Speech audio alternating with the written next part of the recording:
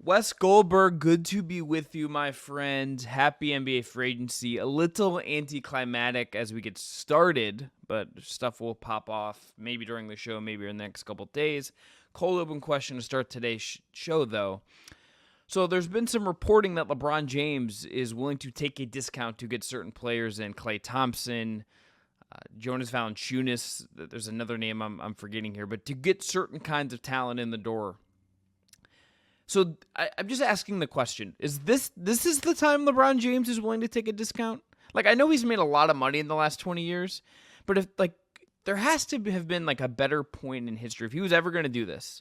Whether it's Cavs' second run, sometime in Miami, was there not a better time for him to maximize his title chances and take a pay cut? Well, he did take pay cuts in Miami, for what it's worth. He took a pay cut that first year so that they could bring back Udonis Haslem. Him, Dwayne Wade, Chris Bosh all agreed to take less to help out the rest of the roster. But it's been a while, to your point. It's been a really long time since LeBron James has been willing to take that pay cut. It makes sense now from a timing perspective that based on where the Lakers are from a salary perspective, if he does take a certain pay cut, it unlocks a whole new mechanism for them to add another player with that full mid-level exception. So it would make a lot of sense for him to do that if, again, they can get a player worth doing it. You mentioned Jonas Valanciunas. I know that name's been floating out there. Might not be the name that gets me to give up $15 to $20 million, whatever it would be that LeBron would be giving up here. But, somebody like Klay Thompson, that does make a lot of sense. I know Kentacious Caldwell-Pope already signed, but when you talk about some of the best free agents available in this class, there's some guys who do make a lot of sense for the Lakers. And yeah, if you think you've got a couple of years left and the Lakers already did you a solid by drafting your son, Bronny James, in the second round, then maybe it does behoove you to give up a little bit money to help the team put a better team around you. Yeah, no, this is all right. I am mostly I think about the possibilities of what you could have done in his pure prime. And I know that's not how this works, and I applaud him for creating generational wealth and all these things. But thinking about end of that Cavs run, if hey, that last year, even though it was just 1 year, I'll take a pay cut so we can just spend some money after Kyrie goes. Just doing something. Or I know it's exactly how the free agency worked out, but just something to create more opportunity when he was younger. Because I even if they had Klay, add Jonas found. I mean, I like these additions, Wes, but I don't these. Don't scream to me oh, now I think this team is one of my three favorite teams to get out of the West. Maybe things break a certain way and we see how this unfolds and we do end up there. But this feels like a long way off for me to think that this sacrifice right now is actually going to maximize whatever that Lakers roster is going to be. I think that's fair. They also only won one playoff game last year. Get a little bit better. Win a few more playoff games. Maybe something breaks right in your end of the bracket. You catch good injury luck or something in the postseason. You got to do something, right? You can't. I agree with all the points that you said, but if you're LeBron James and you're the Lakers, you just hired JJ Redick, you got to try to do something. And I do appreciate that LeBron is at least trying to facilitate that something to happen. Now, the better question might be, well, how much of a pay cut are you willing to take, and would you have been better off just opting out and just signing for the minimum and creating a bunch of caps and going to a team where you can just maximize winning a title? I know that theory had been floated around. Nobody ever seriously thought that LeBron would just sign with the Oklahoma City Thunder on a minimum contract because he could get them over the top, or Minnesota or Dallas or a team like that. But this is a little bit of that in between of the extreme of LeBron James ring chasing on a minimum contract somewhere else, and or trying to take the Kobe deal and just be like, well, I'm the superstar, pay me like one. It's not my job to put the good team around me. LeBron is really smart. He understands what the new CBA is all about and the limitations that come with it that are not the front office's fault necessarily, right? And they have two max players, and I generally like how the Lakers are handling this offseason. They said, we've got LeBron, we've got Anthony Davis. In the new CBA world, you get two max players, and then you build around them. And instead of going out and chasing a star, at least for now, they're going out and trying to find complementary role players and just upgrade the roster around LeBron and AD, and I think that's good. Curious to see what happens with D'Lo as well now that he opted in. That's he was speculated to be traded the moment he signed that contract, but now I'm wondering even more so if he opts in. Maybe his agents probably did the work, understands he's not going to get that money in the market, at least gets the money, and then we see what kind of trades the Lakers can cook up with him. But all kinds of free agent stuff coming up on today's Just Basketball show. Let's go.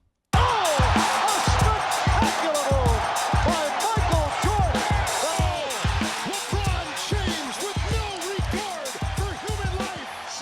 Hey there, welcome into the Just Basketball Show. I'm Chris Manning. That is Wes Goldberg. If you haven't already, you can follow, rate, review on your podcast app platform of choice. We're here 3 times a week, usually Mondays, Wednesdays, and Fridays, covering all things hoops. It's me, it's Wes, it's Brendan Clean. Hit subscribe on the Just Basketball Fans YouTube channel if you have not already. And check us out on TikTok, Instagram, and X. I want to tell you, too, that the support for today's show comes from BetMGM.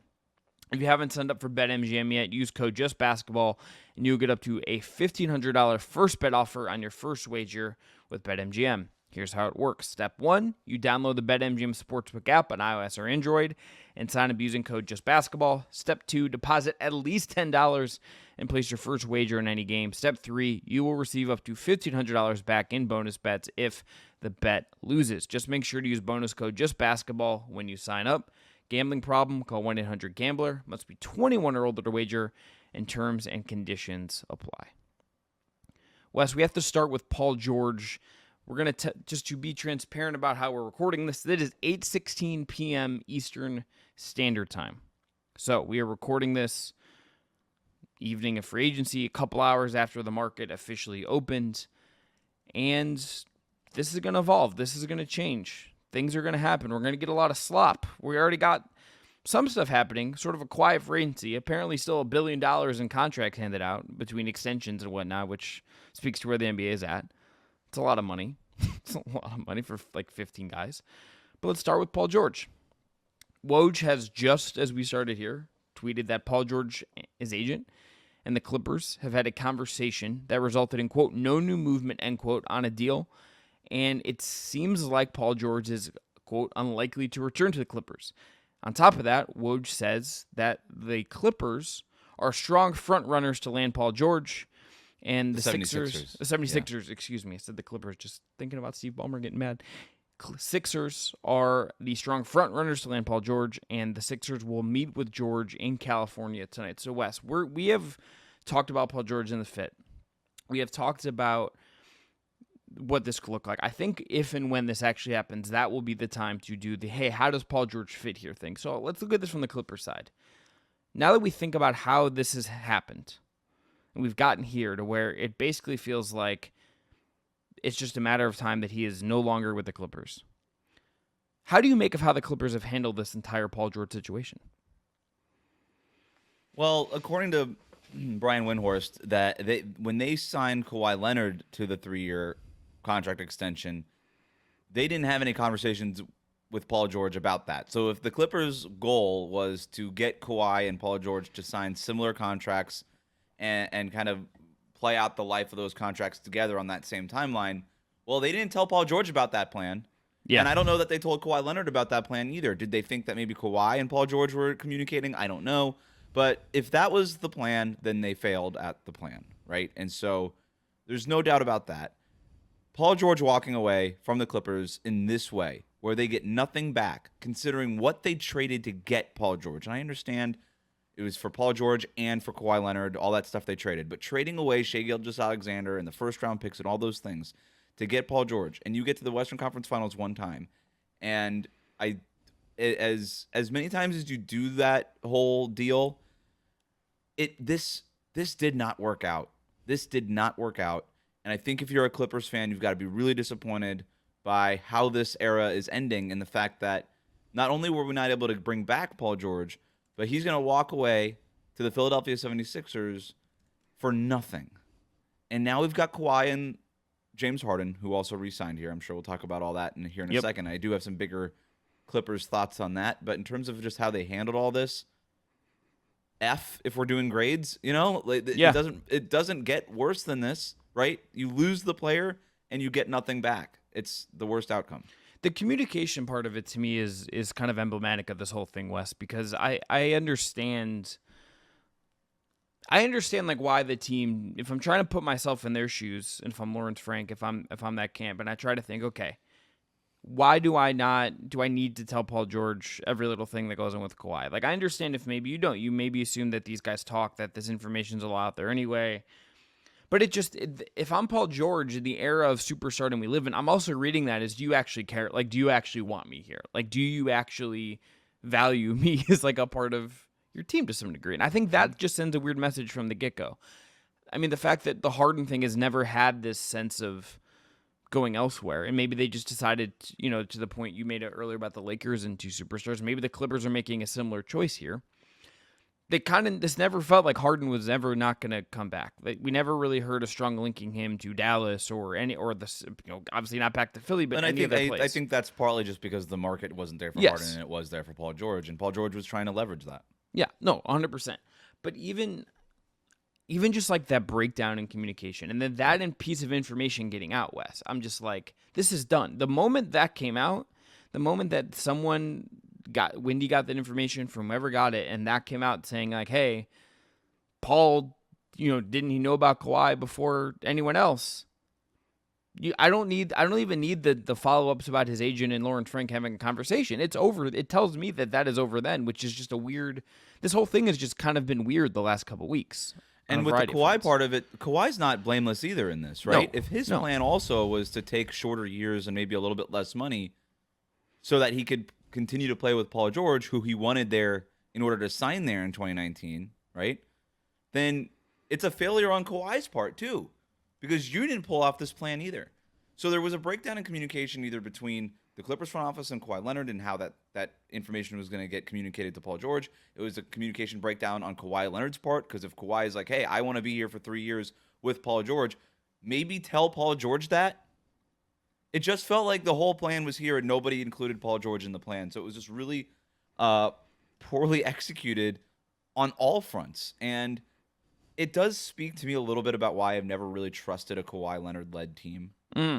He just doesn't. On the court, when he's healthy, he's awesome. And I don't really need to point that out, but it feels like I have to. But he's not the guy that leads the team, right? Even in Toronto, that was Marc Gasol and Kyle Lowry. That wasn't. Kawhi Leonard isn't really like a get the troops going kind of guy. And he's so siloed in his entire NBA experience.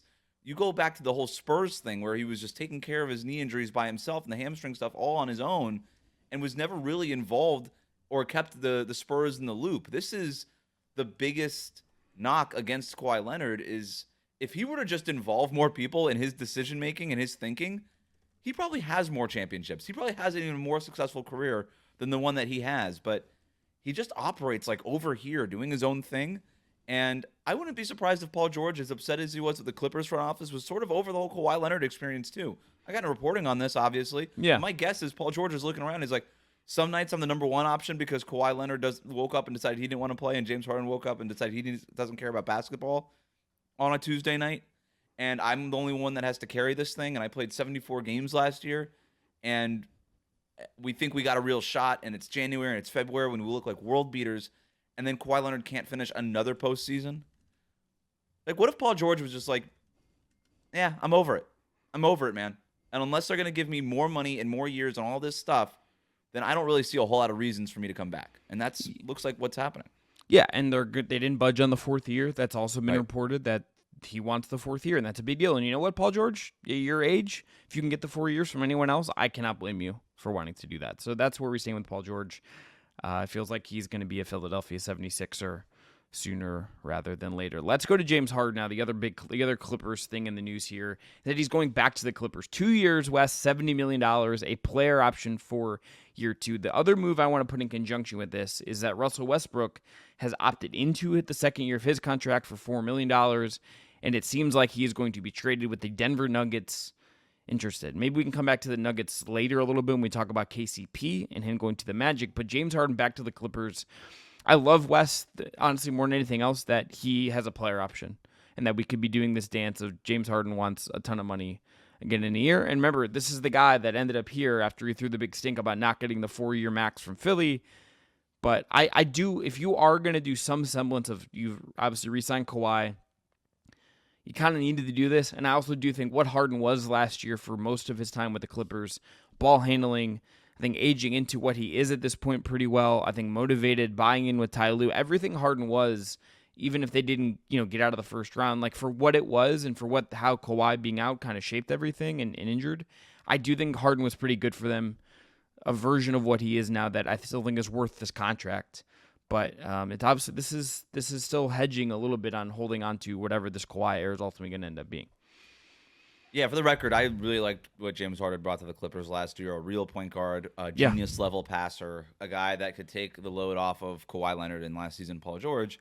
And this makes a lot of sense for him to come back. Now, what does the rest of this look like for the Clippers? I think in some ways, as much as they screwed up the Paul George thing, and this might sound crazy, but going forward, it might be the best thing for them.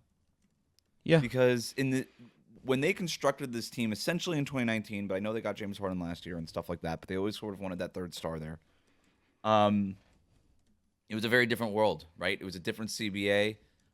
It was a world where big threes were in vogue and dominated the top of the league, and that's not the case anymore, right? The big three is gone. It's more about big two max players on your roster, and then a bunch of complementary high-level role players. And the better you could do that, the better positioned you'll be to win a championship. And I think the lifespan on this Clippers team was basically over. And I think the Clippers maybe understood that we might get 3 more years out of this thing, but we're really uncomfortable kind of going into that 4th year with Kawhi and Paul George and all that, which is why they wanted that 3-year window.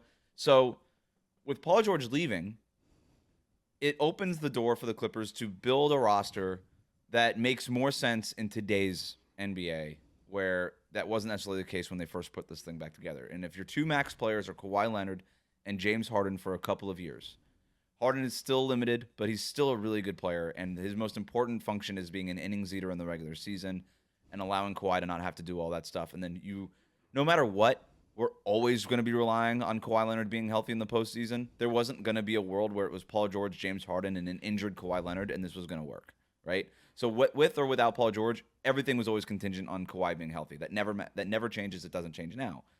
But if you can go out and kind of retool the roster around Kawhi and James Harden, then I think there's a version of this that could be really good still in the Western Conference. Now, I don't think they're going to be better than what they were last year, especially when they were having their best moments in January and February.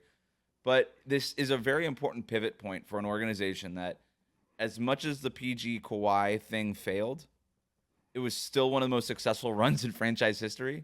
And they have an owner that's willing to spend money. They have a front office that should learn from this mistake and can hopefully adjust going forward and figure this thing out. Now, what's plan B for the Clippers? Is it DeMar DeRozan? And everything I just said about not doing the 3 max level stars, they just quote. They say, you know what? We'll just replace Paul George with DeMar DeRozan. Perhaps, which is like right? which would cost less money, but it's also that basketball fit is obviously very different. Like like whatever Wes it is, I think this is going to look different. Like this is going to be a different structured team next year than what we've seen. I would like them to not do that. And again, retool in the new CBA world where you have your 2 max guys and then just go get high-level role players, figure out ways to do that and do all those things, accumulate some more assets and all that stuff. It does not feel like that's what they're going to do here. And the Clippers are just going to keep clippering, I guess. I don't know.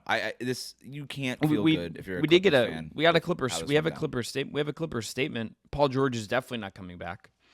We have like an official statement from the team. Yomishusik from ESPN has tweeted a statement from the Clippers. People can go find this and read it. I'm sure they have by the time they're listening or watching to us here. But basically, they cited the new CBA, saying that the CBA was a big factor. I think this is the summer of the apron. Brian Windhorst wrote a story about this at ESPN. They also said they explored an opt-in and trade scenario, but it would have left us in a similar position as paying PG, Kawhi, and Harden all at once. And on top of that, they said the gap was significant as far as the contract. So it doesn't sound like they ever got close. So we'll miss Paul. At the same time, we're excited by the opportunities we've now been afforded, including greater flexibility under the new CBA. So that's basically what I was saying. So maybe it's not DeMar DeRozan, or if it is, it's not at a max level kind of contract. And this is DeMar an feels like now. A mid-level kind of thing more than anything else, honestly. For what he is, I think like that. Like maybe that's not what he wants to settle for, but if you're going to do that, he's a mid-level guy. I think like any of the good teams that could get him, that's probably what I'd want to pay. So, yeah, based on what that was, it's exactly what we're seeing here. Is this team felt like, okay, we only get 2 max guys. We're picking James Harden and Kawhi, and we're going to let Paul George walk. Yeah. And I think that's okay. But the next steps in this are really important. They're really important. Fascinated to see what they do. They've Which signed, also might, by the way, yeah. that I'm sorry, but that might explain why they didn't want to engage with the Warriors, because all the contracts that would be coming back in a Paul George trade, maybe that's not what they wanted. They were really looking at this financial flexibility as the reason why you let Paul George walk. That was my last point there. Well, Wes. That was actually a perfect transition. You transitioned us Oh, there we go. perfectly to Klay Thompson and the Golden State Warriors. Warriors also have Chris Paul. Let's talk about the Paul George and Chris Paul side of this first, because this report, Tim Kawakami among others, had reporting that they talked. Also, there's a report out there that the Bulls offered Zach LaVine to the Warriors in exchange for, it was like, I think it was Wiggins and something else, and Chris Paul was the deal. Yep. Glad they should have said no to that 100%. Good job on them. But Wes, I got to say, I understand.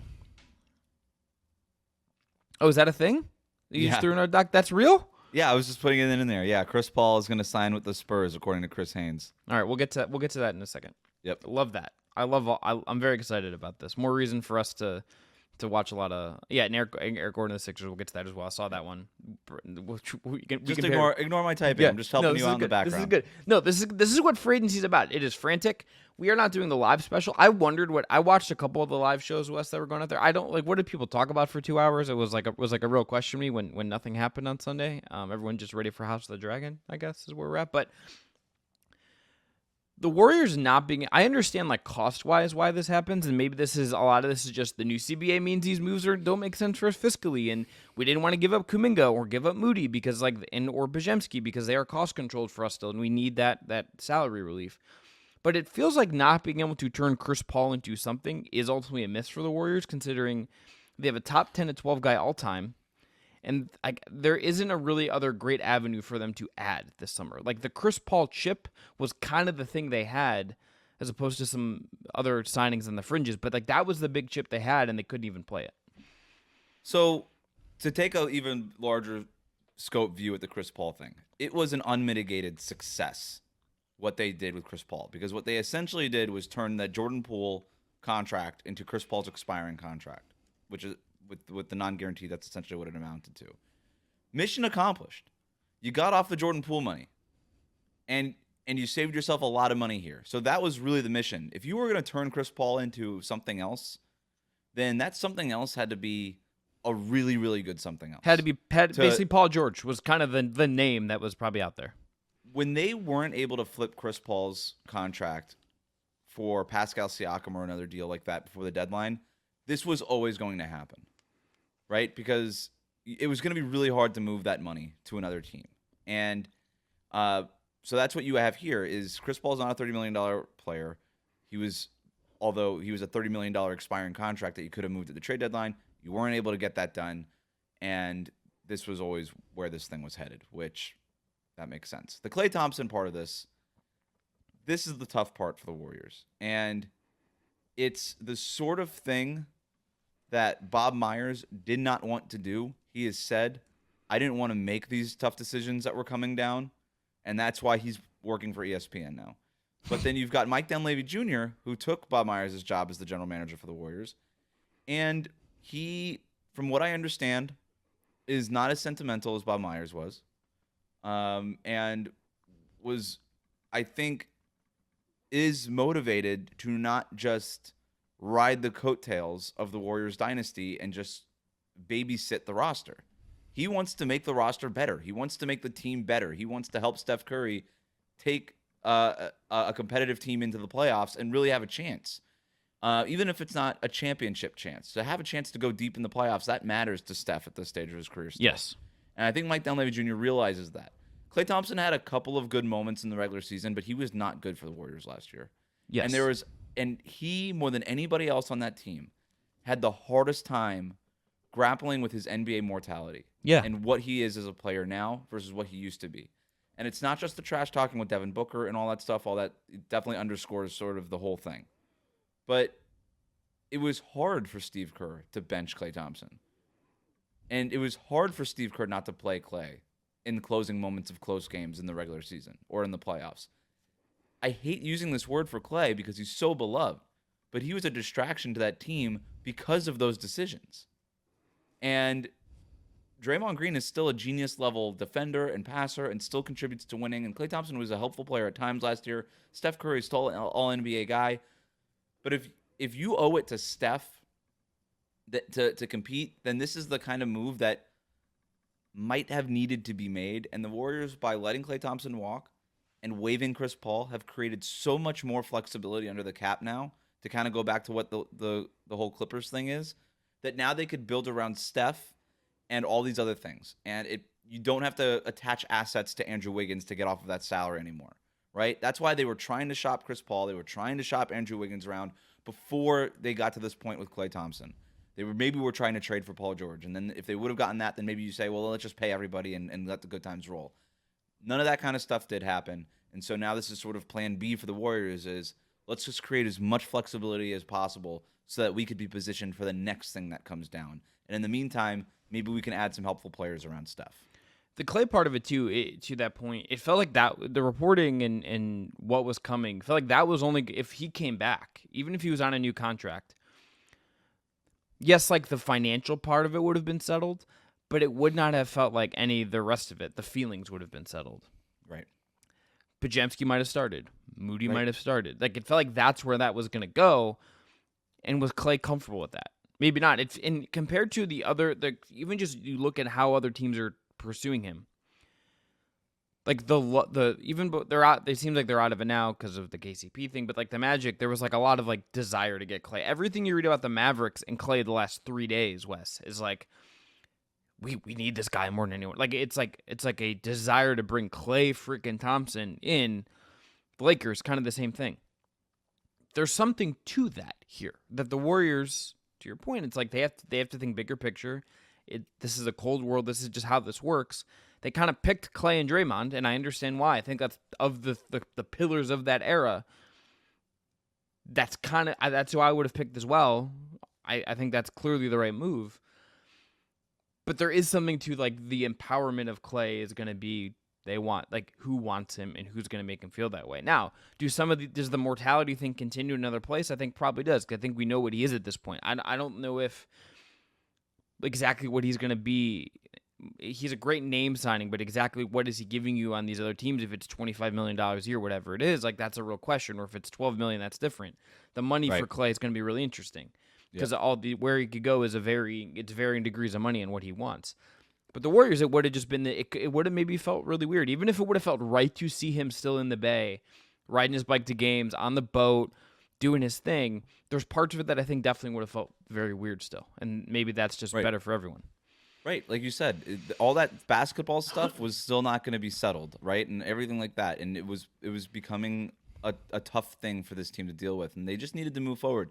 In terms of what he can provide his next team, there's still only one other player in the league that demands the attention beyond the 3-point line, the way that Klay does. He's still and it's Steph, right, and he's so well respected in the league as a shooter.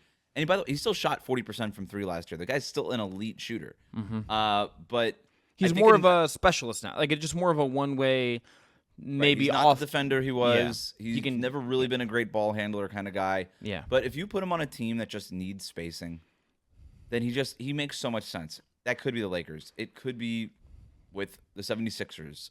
It could be whatever team, but it doesn't look like it's going to be the Orlando Magic. We'll get to them later. But teams still need shooting, and if he can go there and there's the change of scenery where you don't have your old job. Right? Like you don't have that office that they're trying to give away to the younger guy, like the corner office. You're walking into somewhere new with zero history, and I think that's actually going to be good for Klay.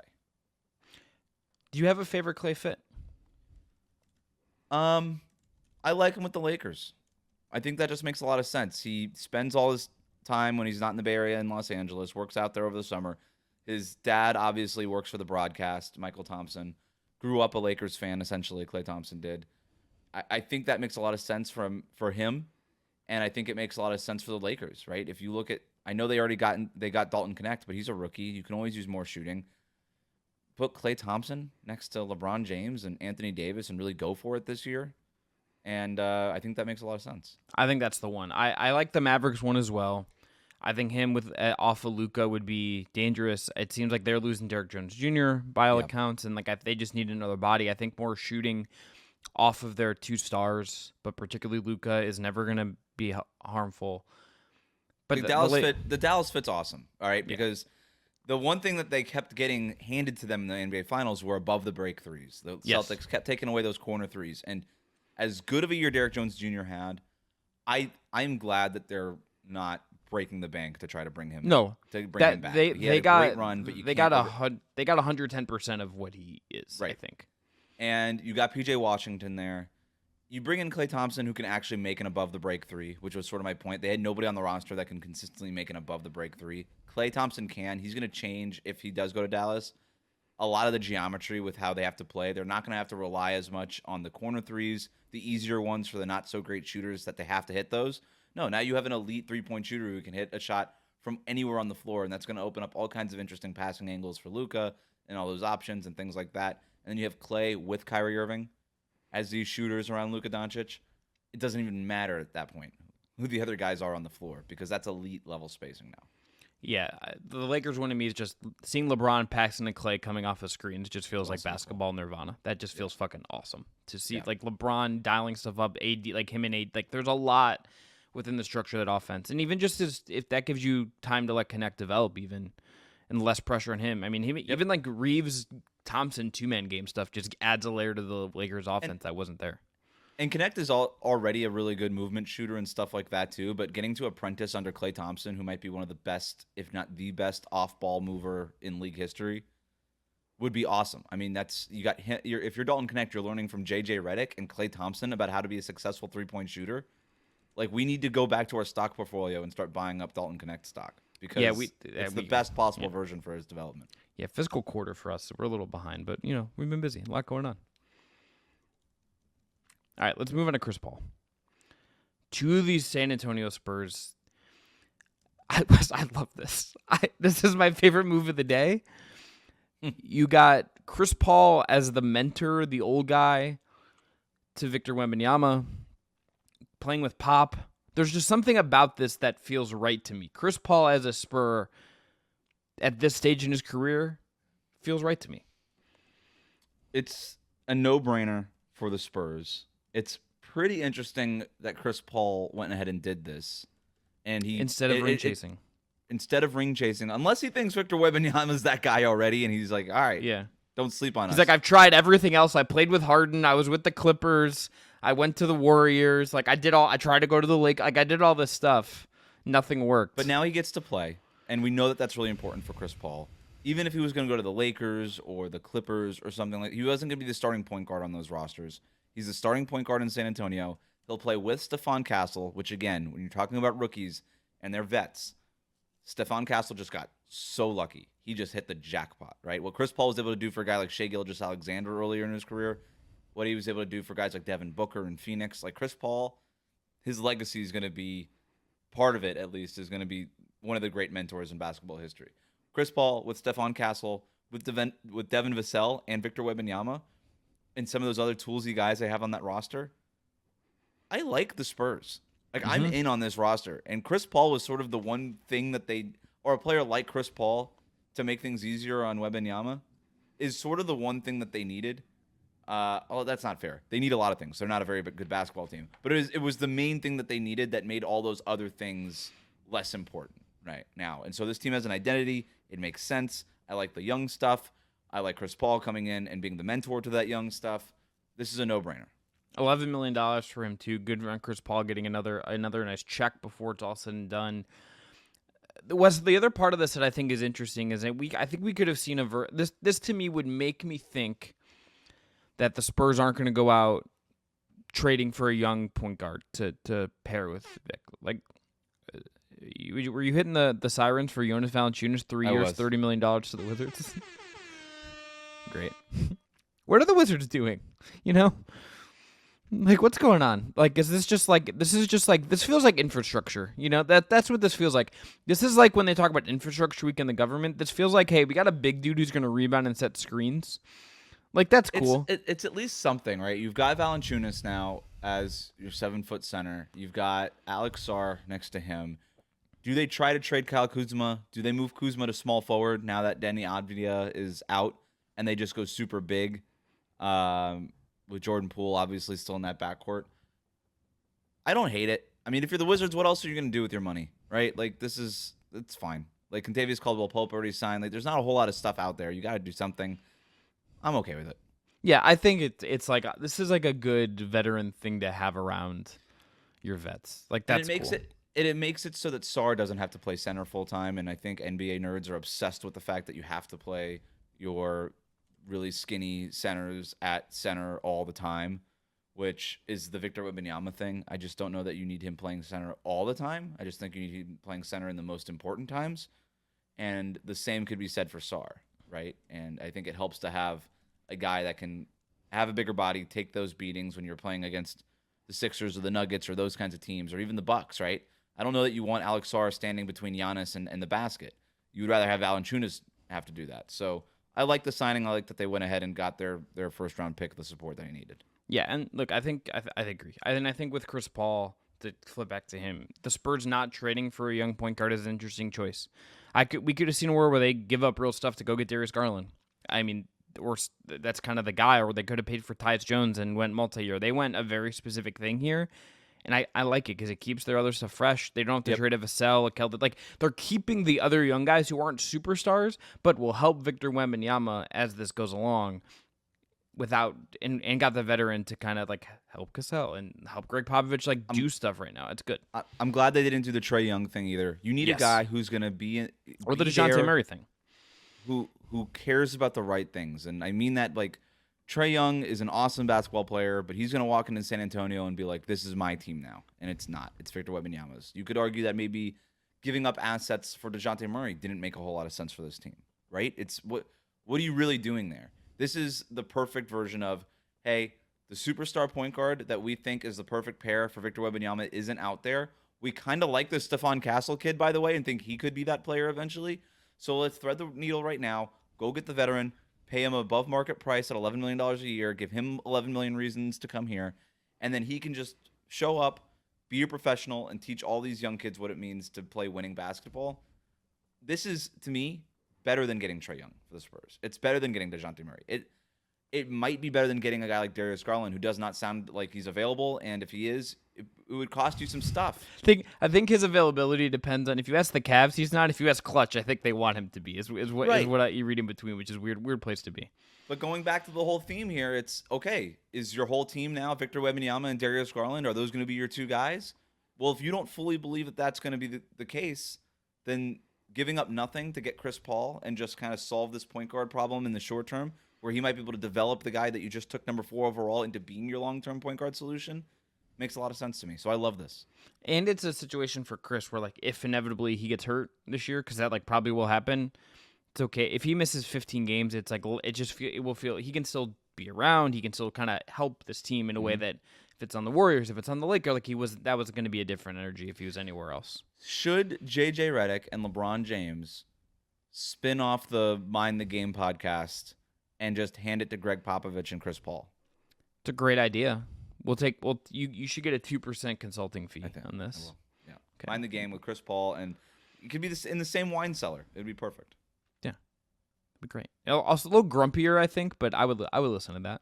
I could use more grumpiness in that podcast. I'm okay with it. Yeah, I think a little surliness sometimes is good for all of us. All right, let's talk about KCP to the Orlando Magic. 3 years, $66 million, player option for year 3. The other part of this I find interesting is I love this deal for Orlando. Really good defender. I think struggled in the playoffs, especially when they just kind of fell apart a little bit for him. But this is a guy that has been an integral part of 2 championship teams in the last couple of years. Really good shooter, really good defensive player. This will add to what their identity is. He fits exactly what they want to need. It's still, like they still have maybe a playmaking need, if you could argue that. But I think like a solid wing who's going to shoot is going to help their offense, which was abysmal in the playoffs. This will loosen things up. Teams will respect KCP in the perimeter. This is a vet that's going to help them grow up. It's also interesting to hear from Tony Jones of The Athletic that Denver offered KCP a salary pretty similar. What that exactly means, I don't know, to what he ended up getting from Orlando, and the Nuggets offered 3 years as well. So the Nuggets tried to get him, and KCP elected to go elsewhere and leave Denver. This is a big win for the Magic. This is a really, really nice signing for them as they try to elevate themselves next year. Yeah, I do want to talk about the Nuggets part of it, but yeah, start with Orlando. I love this. I think it's the exact kind of player that the Magic needed. I like this more than going out and getting Klay Thompson. Yep. I like this way more than going out and getting a point guard. I think most people say, well, the Magic need a point guard because they don't really have one. Why? It was always my question. Why do they need a point? For what? To do what? Because they're not winning the championship next year. Their goal isn't to win the championship next year. And if your goal is to eventually win the championship, then I want the ball in Paolo Banchero and Franz Wagner's hands. I don't want the ball in somebody else's hands. How do you feel about this versus Paul George? Way better, because you don't have to pay Paul George now. KCP at $22 million a year is fine. That's a normal amount. That's an amount that you play a high-level role player now in today's NBA. You're going to have to pay Paul George a lot more money. And just because it's not the same world where, well, if you have the money, you got to spend it. No, not in this new second apron world. If you have the money, you want to keep the money, right? You want to maintain as much room between your payroll and the second apron as you can, and maintain that flexibility. And so you do this, and I think you do the KCP deal, and you're still flexible, you're still nimble. You look at when the Magic took off last year, it was when they inserted Gary Harris into the starting lineup. KCP is just better Gary Harris. Like, that's kind of his whole career. Yeah. Right? Isn't Gary Harris, his whole thing is being worse KCP? Right? He leaves Denver, they get KCP, they go in and win a championship. So this makes a ton of sense for the Magic, and it keeps the ball in Paolo Banchero and Franz Wagner's hands so that they can still undergo the stress test of growing as playmakers and facilitators. That's how the Magic eventually hit their ceiling. That's how they eventually become a championship-level team, is those two guys getting to the point, very similar to what had to happen for Jason Tatum and Jaylen Brown in Boston, where you had to kind of go through the rough moments of them trying to lead the team to get them to the point where they are now. You got to do that. And if you would have brought in more of a traditional point guard in Orlando, where like many people were saying they needed, you would have taken the onus off of them. You would have taken that pressure off of Paolo and Franz, and they wouldn't have had to do that. And I think long term they would have become worse players because of that. So you get a guy who still makes things easier for them on a spacing standpoint, and like you said already, 2 championships. This guy has 2 rings. He can go in there, teach them how to play winning basketball, be the good mentor, do all those things, but also be a helpful player on the court. It's the right move. It's the sensible one. Good for the Magic. A lot of risk on the Nuggets side, I think, is where we go here, because Yep. Christian Brown, now you're starting shooting guards. Julian Strawweather, I think, has to play. There's just now, I think, a lot of questions, Wes, about like what they're going to do. Maybe there's a trade for them to make somewhere, but they're going into this realm where that I think they knew was coming based on the moves they made to get more late first-round picks the last couple of years and target certain kinds of guys. But like they need Brown to take a step up and show himself something. They need MPJ to, I think, have a play up to his contract and be a little bit more stable year over year. They need a healthy Jamal Murray season. Like they need Peyton Watson to play a certain way. Like they need these guys that are cheap right now to actually fill big roles on this team now. While you have Jokic in his prime, while Murray's in his prime, while Gordon's in his prime. Obviously, the first 2 guys are a little more important, but like this is now on all the stuff, all of the young guys that they have really cheap right now to step up and be a competent rotation. They don't like the Russell Westbrook thing. I'm into. I really like that fit for them. It is funny to see that time is a flat circle, that a team like wins a title, can't defend it, trades KCP, and like we've repeated that cycle now. If Russ thus comes here, it's the Lakers cycle all over again in its own twisted way. But even like that, it's like that doesn't like replace one-to-one what KCP gave you, and you're going to need these other guys to fill that role and step up to a very important specific thing on this team. And I think there's a lot of question marks about how much these guys are going to fill that role successfully or not. They also lost Reggie Jackson, actively traded him away to Charlotte. So you've got Calvin Booth right now. The big thing that was happening in Denver last year, who did kind of, I should just say, sorry to interrupt, but did kind of like shit on KCP in the way of being like, we don't need, basically said like we don't need him, which was like very bizarre. And started quoting Christian Brown net rating metrics, right, with him in the starting 5. And you're like, all right, I guess, but also you just lost a really good player for nothing, and Christian Brown was already on the team last year, and you guys didn't win the championship. So you're losing Reggie Jackson, you lose KCP. And this was, Calvin Booth wanted Michael Malone to play the young guys more last year. Michael Malone decided that he didn't want to do that, and he wanted to play his veterans. and when to rely on the veterans. The problem with that is that guys like Jalen Pickett and Strother did not get as much time to develop, so that when the playoffs came around, those guys weren't ready to play playoff minutes. And you can make the argument that they should have spent more of the regular season getting those guys ready. Michael Malone didn't want to do it. Well, Calvin Booth, by being in charge of the roster, said, now you don't got a choice. Because I just got rid of 2 of your favorite vets on the roster. Now you have to play the young guys because I'm not going to give you those vets. Maybe you get some Russell Westbrook or something like that. The problem with this, and people have also compared this to the Bruce Brown situation last year. They got Bruce Brown on a 1-year deal, had limited rights on him, could not actually offer him what it was that the Pacers offered him in terms of they had Caldwell-Pope's full bird rights. They could have matched this Magic money easily and then beaten it if they wanted to. It was just going to cost him a lot of money in the luxury tax. And either Booth or the Nuggets ownership or whatever decided, hey, you know what? We just don't want to pay all that money in the luxury tax. That's the only thing that this comes down to. It's a money thing, and it's a whole payroll thing. And if you're the Nuggets and you're going to keep losing good players because you don't want to pay them, and maybe this is it. Maybe it's just Bruce Brown and Kentacious Caldwell-Pope because it sounds like they'll get an extension done with Jamal Murray. All these other guys are under contract, at least for now, but do you have to kind of relook at your roster and say, we can't afford 4 guys making $30+ million.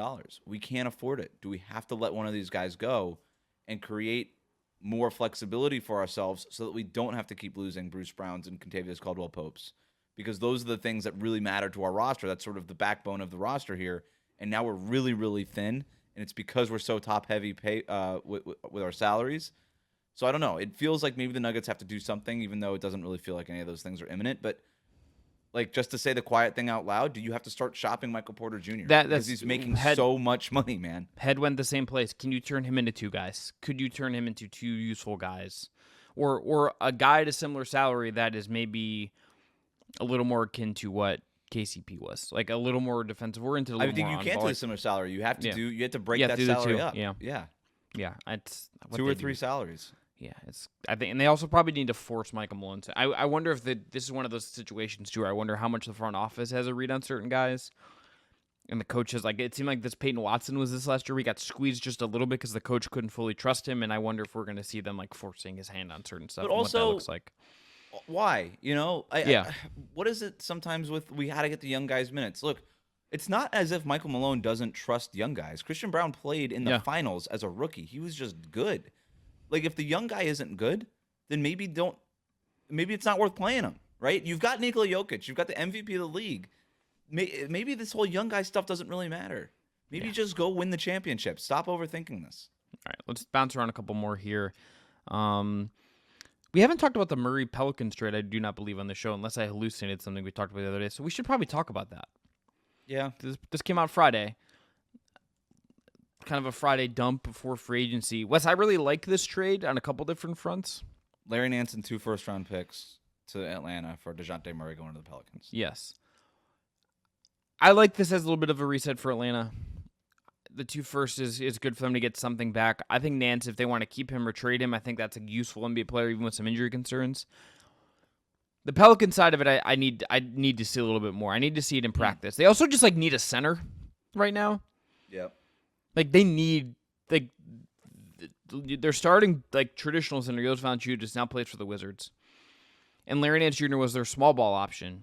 They drafted Yves Missy with the first-round pick, but right. I don't think anybody expects him to be a starter at the NBA right away. No, they need another center, and how they get that is they've long been interested in Jared Allen, or are they trying to do an Ingram Jared Allen swap? They now there's rumors about Ingram and the Kings. There's a lot out there with the Pelicans. They are probably, to me, the team to watch the most over the next couple of days of free agency.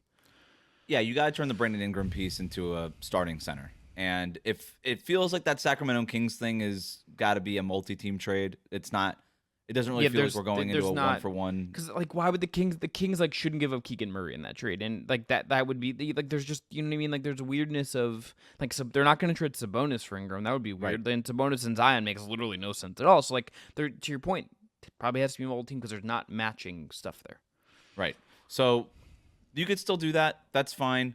I like the DeJounte Murray fit in New Orleans. I think you needed a guy who could be that backcourt kind of scoring option that they didn't really have last year. He's bigger than CJ McCollum is, obviously younger than McCollum, fits the Zion timeline more. I like that move. This to me felt like Atlanta selling low, though, right? I mean, what all the reporting around the trade deadline is that they wanted to trade DeJounte Murray, but no team wanted to meet their price. I've got a feeling that this was not the price. Yeah. If the price was 2 future first round picks and Larry Nance Jr., no team was willing to meet that price. I have a hard time believing that.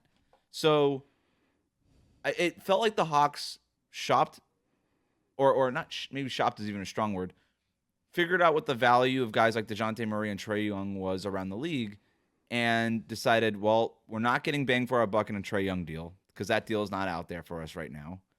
And we have to pick a direction. And as much as we love DeJounte Murray, we have to pick a direction because this backcourt isn't working. The Pelicans are willing to give us 2 first-round picks.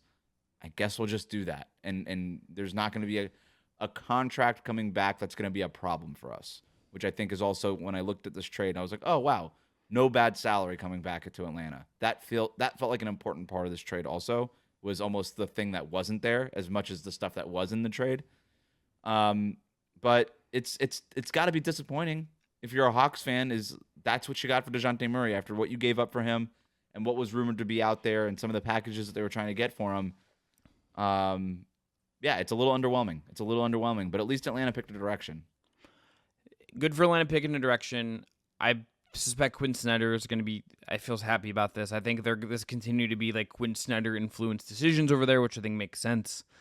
As much as you want any coach to have input, but I think Quinn Snyder is one of the best coaches in the league, and I would trust that guy to help me build whatever I'm going to do. And notably, he was obviously there after they make that trade. The other part of this that I think is interesting is, I think, again, New Orleans has a bunch of other stuff to do. I don't know if CJ McCollum, like, that was already a salary I'd be wondering if you could do something with. I don't know if him and Murray makes, like, any sense. Like, I really, especially with Murray is now. Like, if you told me I got San Antonio Murray, that was like a really good defender, engaged in defense all the time, I could talk myself into it more. But now it's like, I want to play Murray as like the third guy off the ball. It's like, I want to put Herb, and Trey Murphy on the floor together. I want Murray defending like the third guy as a good off-ball guy and like being less reliant on him to be like the stopper. So where does that leave McCollum? That's a big salary you maybe do something with. Is he just like a 6-man? Like, I think there's just a lot of work to do here still with this roster, and I'm curious to see what David Griffin does, because that guy, if anything else, he has a track record in Cleveland, in New Orleans, in doing stuff. He will try to do stuff. He will be aggressive. He will go hunt for stuff. He will find guys that he fits, and I think there is an onus there to shake up this roster. It feels like this is they're going to recenter on Zion, the wing identity. You have Murray in there to be the point guard, and I think there's other stuff to come here. But what they decide to do, to me, makes them fascinating. I think you're right on that. And then the McCollum and Murray fit is clunky, but it's only clunky right now. You went out and you got your long-term solution in the backcourt. And if you have to deal with a little bit of clunkiness between him and McCollum for a couple more years while McCollum is under contract, then you deal with it. But you had an opportunity to go get your point guard of the future, and you did that, and I think that's a win. Yeah, McCollum, looking up his salary now, he's got 2 years left, 33 this year, 30 the year after, ages 33 and 34 season. So something to... And then maybe as an expiring, you're able to get off of that early and do something with it. Maybe the Pistons dumping ground. I mean, honestly, I'm open to the Pistons doing anything right now. I don't know what the players coming back from Detroit are right now, but maybe that's the dumping ground. I don't know. Maybe just create some room. I don't know. I want something weird, Wes. I just need one weird thing. Something's gonna happen. Something will happen. It just hasn't happened yet. Don't worry. All right. I'm going to give you, we got 2 last things we need to get to. I'm going to give you a veteran grab bag, and then we're going to do a young guy grab bag. All right? You get to pick which one we're going to talk about. Okay, don't love the phrasing on the young guy grab bag. Oh, that's true. We'll move that's past tough. it. Young guy, Lightning round. Yeah, lightning round's better. All right. So, veteran lightning round.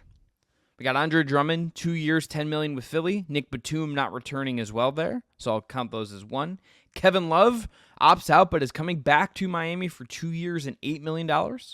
Eric Gordon to the 76ers. And then Royce O'Neal back to the Suns for 4 years and $44 million, effectively locking in the Suns to, I believe, $500 million in roster expenditure in 2 years' time. So which one of those intrigues you the most, Wes? I don't know. Andre Drummond, I guess, going back to Philadelphia. He spent a year there previously. He can be their backup center. I guess none of this stuff is really all that interesting. The Royce O'Neal thing, it You felt want like the to? Should we do 10 minutes on Valanciunas? No, I think we did the Valanciunas thing enough already. I think we're good there. Okay. It felt like the Suns always liked Royce O'Neal more than anybody else did. So they're paying him like it. Kevin Love going back to Miami, I think is at least interesting-ish. The only surprising thing there is that he opted out and then just re-signed a new 2-year deal that basically is going to replace the player option money. It was always going to be about $4 million this year, but then gives him another year on top of it. Kevin Love, this contract will take him through being 37 years old. And Kevin Love told me once that he wants to play until he's 40. So it doesn't get him there, but it keeps the career going. And maybe it's just this is what Kevin Love does, is just kind of add another year or whatever, even though that new 2-year deal doesn't have a player option the way that this one did. So it keeps him in Miami for another 2 years where he's well-liked. And they just drafted Khalil Ware, their rookie center. He can be there along with Bam Adebayo to show Khalil Ware the ropes. I think if you are Khalil Ware, you couldn't really ask for 2 better mentors than Kevin Love and Bam Adebayo, and this really helps. So I like that move too. I like just what Philly's doing, but I do just find it funny that Daryl Morey apparently knows like 5 to 15 NBA players at one time. It's like, Eric Gordon's available? Got to get him, Yeah, the Eric Gordon thing I like. I like it from a spacing perspective. That's a guy that, does a lot of his work beyond the arc, can handle the ball a little bit. Give them something that Buddy Hield didn't give them last year. So that's fine. The fact that they have, like, Nick Batum's agent is out here leaking, like, we're available is kind of fun. He's a guy that could fit basically anywhere. I'd be interested to see what kind of salary he gets. Does he have to settle for a veteran minimum? Can he get a chunk of a mid-level somewhere and whatever? But, yeah, among all those old guys, nice moves. Nothing earth-shattering. I think their roster is going to make a lot of sense to get there, though. And Drummond, even just like Drummond, as like if you just want to give Joel Embiid a night off, I will say that is worth $5 million. That is like useful Andre Drummond, and good on Andre Drummond for really, I think, rehabilitating his career after it kind of flamed out in Cleveland. He's done a really nice job of finding a second act post the big contracts, post the All NBA expectations, post getting Defensive Player of the Year award votes, which was a thing that happened. He's found a nice niche for himself in the league, so good for him. Backup center matters now in the NBA in a real way, where it felt like we were trending away from backup centers. So you would play your starting center, and then you would basically just transition straight into small ball. But the backup center position is back, right? You saw that with the Celtics. You saw that with the Mavericks last year. Getting 48 minutes of quality center play is really important, and Andre Drummond will help Philadelphia do that with him and Joel Embiid. All right, let's finish with the young guys. Young guy lightning round. Mm-hmm. Max Christie, 4 years, $32 million with the player option. Patrick Williams back to the Bulls at 5 years, $90 million with the player option. Obi Toppin back to the Pacers at 4 years, $60 million, no options. Cade Cunningham got a max. The Pistons also hired J.B. Bickerstaff. Emmanuel Quickly got a big extension, and Scotty Barnes got his rookie extension. Any of those, Wes, particularly, I think that the Cunningham and Barnes ones, to me, were obviously always going to happen. I would assume Evan Mobley is next, Jalen Green being the most interesting one of that draft class, and Jalen Suggs perhaps as well, and what happens with those guys. But any of these of interest to you? All their teams paid their young guys, hoping that their young guys will be better while they're under these contracts. Because none of these guys are worth that money right now. But you really hope if you're those teams that they become worth that money sooner rather than later. How did Max Christie get a player option is really my question. That was really my question number one. I don't know, man. Did Max Christie play last year? Why is he making this much money? Look, $8 million. $8 million does not go as far as he used to in the NBA. I think is no, you're like, right. And look, I get it. Like the new he almost got stuff. He's only $2 million away from Jonas Valanciunas money. You know what? So when you put it that way, he played 67 games last year, by the way, which I don't remember. I don't remember any of that. Yeah. This you got to do it right. Like rookie scale extensions, you got to do them. You got to pay your young guys. You can't just let all of them walk away. But you really, none of these guys so far in their careers have been anything close to that money. And I'm including Scotty Barnes and Cade Cunningham in this mix. Yeah. But those guys are obviously, in Barnes and Cunningham, extremely talented. We're big fans of both of those guys. And I think most people would expect them to be worth max money at some point during this contract. But that's the whole deal. That's what you do here, is you pay your young guys, and you hope they become worth that money. The Cunningham, I want to talk about the Pistons for a second. Okay. Also, Patrick Williams getting that one is the most surprising one. Him coming back on a 5-year deal was pretty surprising. For like well above mid-level. Yeah. Like well above mid-level, and he gets a player option. Like I like that they have evolved what they are there. I like that we're seeing a new era of the Bulls to some degree. If they can just trade Zach LaVine, they can really start cooking there. I don't think that seems like it's going to happen though. The Pistons part of it I want to talk about is the JB Bickerstaff part of this. I want to squeeze this in here because that was reported on Sunday that they've hired JB Bickerstaff to replace Monty Williams. Sean Sweeney was also involved in that search. James Borrego also involved in the search. You obviously work with new president of basketball operations, Trajan Langdon in New Orleans. Borrego didn't get the Cavs job. Will assuming go back to the Pelicans now. I want to preface this by saying having like cover JB, and I think he did do a good job like getting the Cavs from the post Bayline era, navigating a weird point in the world with COVID. Like he was a good leader that helped them evolve. I also don't really understand this hire for the Pistons in the sense that I think they hired this rough same archetype as coach as the one they just fired and ate a bunch of money to do. And I'm not saying that JB there might be as simple as he actively wants to coach basketball, and I think we kind of learned that Monty Williams maybe just probably got a ton of money and like didn't really want to coach basketball last year, which valid. Get the check, my guy, and you're getting paid all of that money. But if they were going to do this, I really would have liked to see something. If you're going to swerve out of the Monty Williams business, I would have liked to see them do something entirely different. Focus on Oscar Thompson. Focus on Ron Holland. Focus on still getting more out of Cade. Focus on Jaden Ivey. JB has strengths as a coach. I don't really think player development was ever something he was particularly good at with the Cavs, and that really worries me about this hire. Yeah, that's the part that worries me. I thought it was a little. I saw the name pop up and I was like, really? Okay. If he was the lead assistant for Sean Sweeney, I'd be like, and he's your first time head coach, I'd be like, great. Fine. Yeah. Player development's really hard. The Pistons got a lot of work to do. It's not just the head coach, it's the whole staff, it's the whole thing that they need to figure out a way to put a program together there. But I don't know, man. It's JB Bickerstaff. It's not an inspiring name, but hey, at least you got a name in there before free agency started. Like I don't really understand what's going on. Felt like that was the goal there. Yeah. Like maybe he didn't want to leave Miami for this, but like you couldn't have said like whatever. Chris Quinn wouldn't have taken, like these guys will take these jobs in most cases. Like Atkinson backing out of the Hornets job is like an anomaly in these situations. Like unless this is maybe this was the plan all along. This is why Detroit had the vacancy as open as long as they did, is they were waiting on JB Bickerstaff to become available. Sure. How long has he been fired for? Like 2 weeks, a couple weeks. 2 I weeks. don't know. Yeah. Time's not real anymore. Yeah. Yeah. I don't know. I don't love this hire for them. Cade. It's fine. It's whatever. It's fine. It's if he helps establish like a real culture there, and then you told me he had to fire him again in 4 years, like the same thing happened in Cleveland, I'd be like, that makes sense. Like you said, would it have been more interesting had they went with a creative name like a Sweeney or a Chris Quinn? Sure. Those guys have never been head coaches in their lives. So we also don't know that it would have been better. It just would have been more of an interesting name on the little ESPN alert on the phone or the tweet that you get, right? That would be really the only difference, at least right now. At least with Bickerstaff, your ownership, you say, well, I know that guy coached, and the Cavaliers had a really good record in the regular season. They went deep into the playoffs. These are things that we have not done here in a long time. Yeah, interesting stuff. All right, Wes, I'm going to ask you this one last question before we go. How much is the fine going to be for Embiid tampering on Embiid? Now that like we've come full circle and it feels like Paul George is going to go to the Sixers. How much is it? 100 grand? Well, luckily players can't get fined for tampering, so he'll be fine. Okay.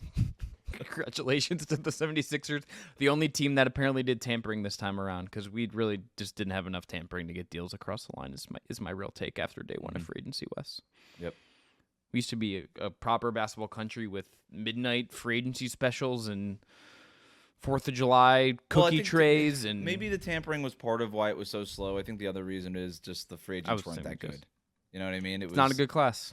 And everybody's sort of waiting on the Paul George domino, it feels like. But now that happened, then the Kentacious Caldwell-Pope news came down shortly after that. But it feels like most of the free agents and the Valanciunas thing. So these were the two of the bigger available free agents, and those guys are signed. So I still think that we're going to see some movement now with the Paul George thing done. There's teams left in the wind.